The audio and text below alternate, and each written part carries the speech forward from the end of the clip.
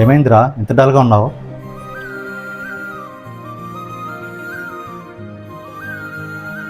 నాన్న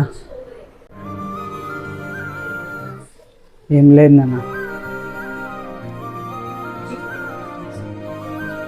మన ఇంట్లో ఏదీ లేదంటే ఏదో ఉందని అర్థం.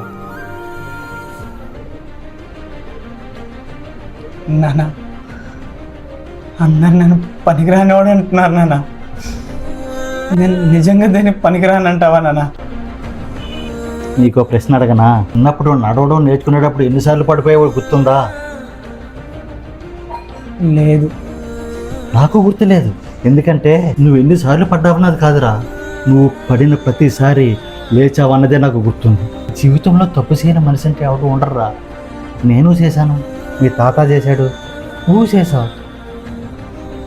మేము నీ తప్పుల్ని వీళ్ళకి చూపించేవాళ్ళం కాదురా, నిలబడగలవనే ధైర్యం ఇచ్చేవాళ్ళురా.